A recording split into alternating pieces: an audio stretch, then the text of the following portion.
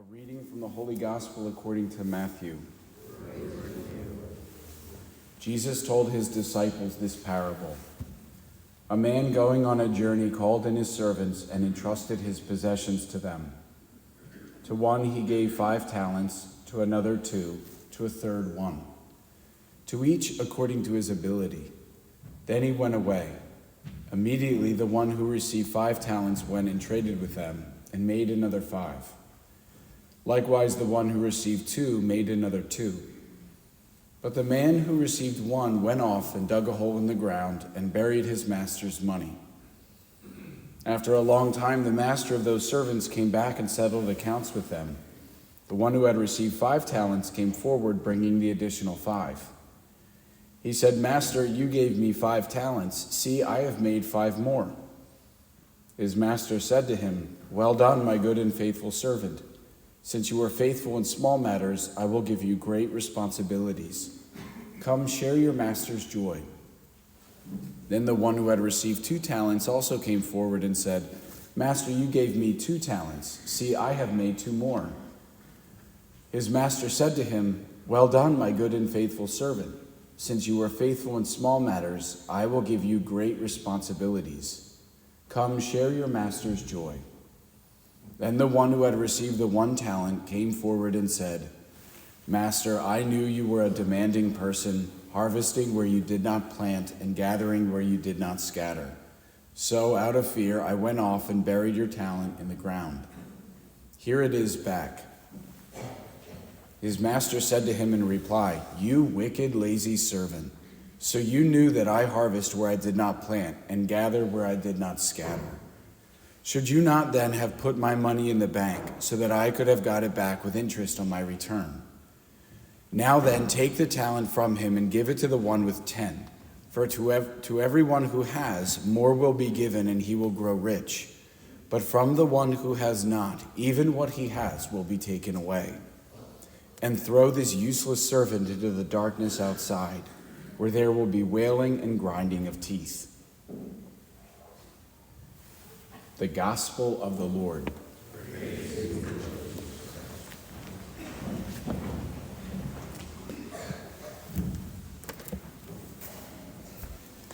"Master, I knew you were a demanding person, harvesting where you did not plant and gathering where you did not scatter. So out of fear, I went off and buried your talent."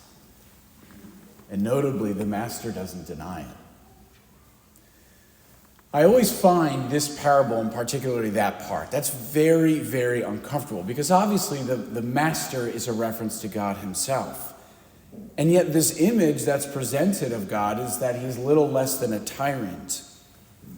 And interestingly, that's actually how a lot of people perceive the Christian notion of who God is. So for example, I watched a TikTok recently, and this woman was criticizing Christianity in this way. She said, Christians preach that God is love, but then they go on to tell me that this loving God made me, but if I don't love him and dedicate my life to serving him, well, then I just get to burn in hell for all eternity. So is that love or is that slavery?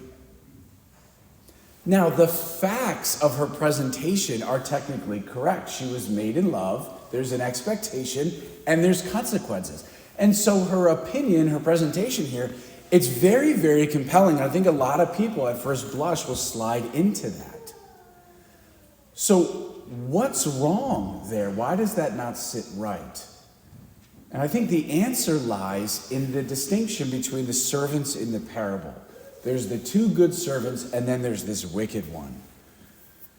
You notice the 2 good servants, they don't share the wicked servant's complaints about the master. Even though it's the same master and they're undergoing the exact same experience, their perception of their experience is radically different.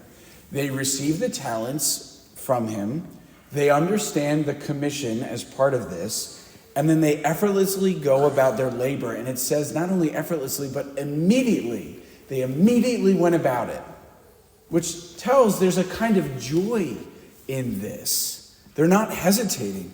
And as a result of all of this participation, they end up sharing in the master's joy.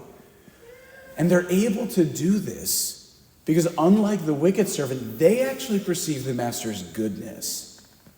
And the goodness is pervasive. It says he gives them talents and responsibilities, quote, to each according to his ability. Well, that tells us right away the master knows intimately the servants that he has. They're not slaves he doesn't care about. He knows them, and he asks something of them that is possible to them, not that which is impossible. And because they are able, there's actually something fulfilling about them reaching their potential in the dynamic that the master has set up for them. And so they strive, and they strive joyfully because something good is happening. And in the striving itself, within them is a kind of fear of the Lord, which is a gift of the Holy Spirit. It's the gift that the psalmist sang about today. A fear here meaning a recognition of the honor due to God. And the psalmist says that God blesses those who reverence him in this way, which is exactly what happens with these servants in the end when they go to enter into their master's joy. And again, all of this is lost on the wicked servant, even though the facts of the situation remain the same for them both. Instead, in reality, what happens with the wicked servant, even though he justifies himself by saying, well, I know you to be super harsh, he's actually choosing to be his own master. He doesn't have fear of the Lord. He doesn't know his role.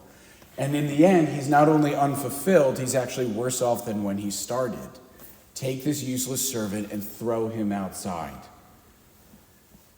I suggest to you that his harsh perspective of God actually reflects his own unwillingness to participate in the master's good. And the misery that he has, which he's blaming God for, is really actually the result of his own decisions. Okay, so where does that leave us? Why does any of that matter? That's the question every homily has to kind of address, doesn't it? Now that you're all biblical scholars, we have to apply it. Well, you'll notice in the Garden of Eden, God, when he created humanity, he created them and endowed them with certain abilities. And then he charged them to exercise those powers towards a meaningful end. He said, be fruitful and multiply. And I know we often hear this in the most immediate sense, which is to bear offspring and to fill the earth. And in doing so, to cooperate with God's plan to build a church. And you can't have a church if you don't have bodies, right? But the bride of Christ is more than bodies. It's saints. And so there has to be in this commission to be fruitful and multiply, not just a physical procreative component, but a spiritual one. And that spiritual component is reflected in Jesus' commission to the apostles. Go out and make disciples of all nations. And they do this each according to his ability.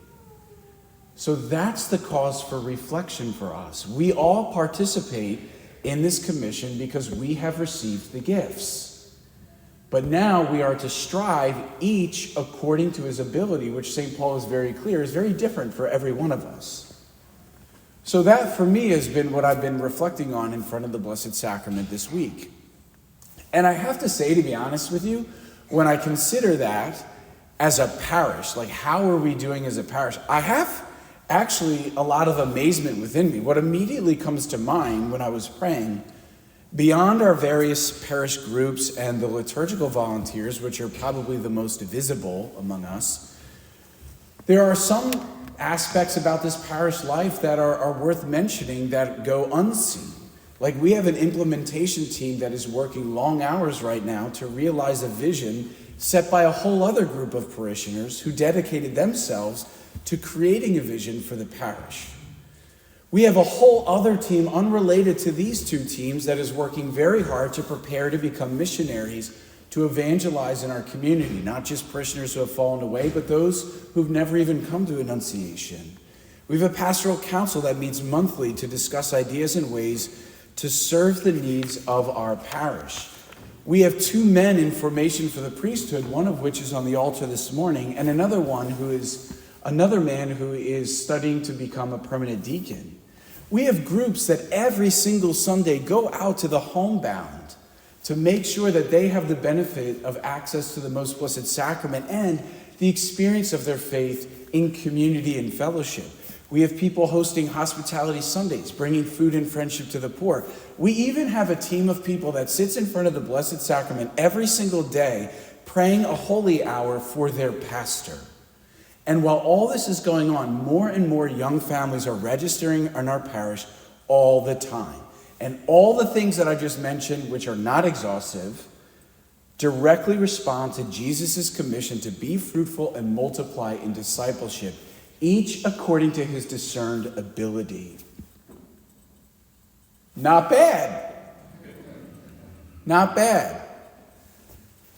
But we can do more. We don't want to be complacent. Wouldn't it be great if our sanctuary was filled with altar servers? If we had a thriving CYO of young people who were finding their community in the church, in the parish. If we had a weekly choir for Mass. If our parking lots were full. There's a lot that can be said, but what I can say about that is that kind of a parish involves a commitment from every person in it who would be willing to sacrifice other goods to prioritize these goods in response to the Master's commission.